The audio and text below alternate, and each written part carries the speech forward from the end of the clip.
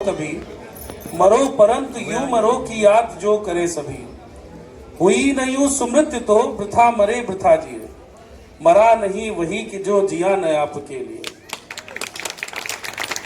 Thank you sir. मंचासीन हमारे सभी आदरणीय सर जो माटी संस्था से जुड़े हैं, सबको नमस्कार। आप सभी दर्शक दीर्घा में जो भी लोग बैठे हैं, आप सभी लोगों को नमस्कार।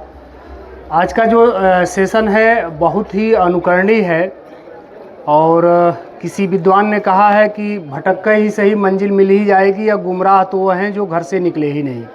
तो एक तो ये मैं हर जगह अपने भाषणों में बोलता हूँ।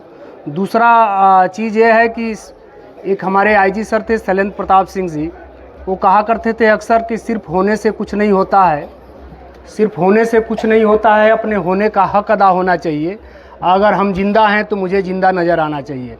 तो डॉक्टर साहब लोग इस संस्था से जुड़ के और इस क्षेत्र के लिए, पूर्वांचल के लिए ये जो एक मुहिम है, एक दिन में तो हम सारी बीमारियां नहीं ठीक कर सकते, लेकिन एक जीने का सलीका जो सर लोगों द्वारा बताया गया है, और कैसे खान पान अपना रखना है, कैसे महिलाओं को प्राथमिकता देना है भोजन में। अधिकतर हम जो थाने पर फेस करते हैं, एक तो हमारे पुलिसकर्मी भी हमेशा स्ट्रेसफुल, उसमें मैं भी शामिल हूँ, और तनाव में हम लोग रहते हैं। तो इस मुहिम से न कुछ होगा तो एक अवेयरनेस हम लोगों के बीच में जगेगी कि हार्ट डिजीज़ के लिए जो सबसे मेन काज है टेंशन, तनाव, उसको हम दूर करें। और जब भी अभी हमारे पूर्व वक्ता सर डॉक्टर साहब जो बताए हैं कि एक तो शारीरिक गतिविधि रखें हम, मतलब कोई ना कोई एक्टिविटीज़ अपने गेम के थ्रू या काम करने के थ्रू, खेतों में काम करने के थ्रू, जिस भी माध्यम से हमने अपने शरीर को 1-2 घंटा रोज़ हम वर्क में लगाएंगे तो शारीरिक रूप से फिट रहेंगे। अगर हम कुछ भी पढ़े लिखे हैं तो कुछ पढ़ने में अपना समय व्यतीत करेंगे तो मानसिक रूप से स्वस्थ रहेंगे। और ये तो कहा ही गया है कि आहार विहार और जैसा हमारा संगत होगा वैसा हमारा विचार और शरीर भी होगा।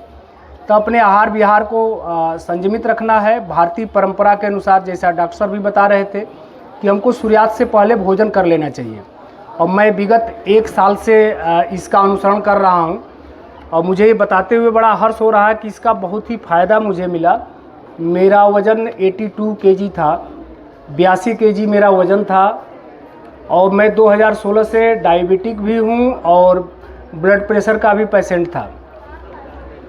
मैं दवा बीपी का भी खाता था और शुगर का भी खाता था, शुगर का दोनों टाइम खाता था।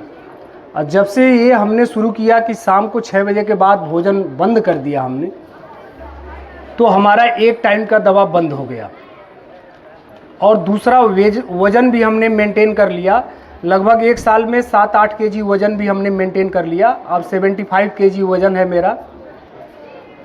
तो ये हम अपना प्रैक्टिकल अनुभव बता रहे हैं। कोशिश करिए कि सुबह 8 बजे से पहले कुछ न खाइए और शाम 6 बजे के बाद कुछ मत खाइए। अगर आप 40 से ऊपर के एज के हैं तो आप अंकुरित चना सवेरे अपने भोजन में, जैसा कि मैं लगभग 1 कटोरी अंकुरित चना खाता हूँ, उसमें प्याज, लहसुन और ये सब मूली काट के, उसके बाद 1 आध फल मिल जाता है तो वो खा लेता हूँ। और हल्का हल्का भोजन एक बार 1 बजे करता हूँ और एक बार 5:30 बजे। उसके बाद मैं कुछ नहीं खाता हूँ। रात में 1 गिलास दूध पीता हूँ। तो हम अपना प्रैक्टिकली बता रहे हैं कि बहुत बेनिफिट हुआ हमको। ये संस्था जो काम कर रही है, और ये प्रेक्सिस विद्यापीठ जिस तरह के मुहिम चला रहा, हम तो प्रेक्सिस विद्यापीठ में 2 महीना हमको थाने पर आए हुए हुआ, और इस बीच में मैं लगभग 5वीं बार यहाँ आया हूँ। और ये प्रेक्सिस विद्यापीठ चाहे शिक्षा के क्षेत्र में हो, अभी आपने देखा था कि 6 बच्चे जेईई मेंस की परीक्षा में क्वालिफाई किए थे। वो भी जो बच्चे अभी 12 में पढ़ रहे हैं उन बच्चों ने क्वालिफाई किया। बड़ी बात है। इस छोटे से कस्बे में, गोरखपुर के बड़े बड़े स्कूलों में 6 बच्चे नहीं निकल पाते हैं जो इंटर अपेयरिंग बच्चे रहते हैं। तो ये संस्था, और झांकियाँ 2-3 दिन हमने देखा, साइंस पर इन्होंने झांकियाँ निकाली थी, साइबर क्राइम पर इन्होंने एक नुक्कड़ नाटक कराया था।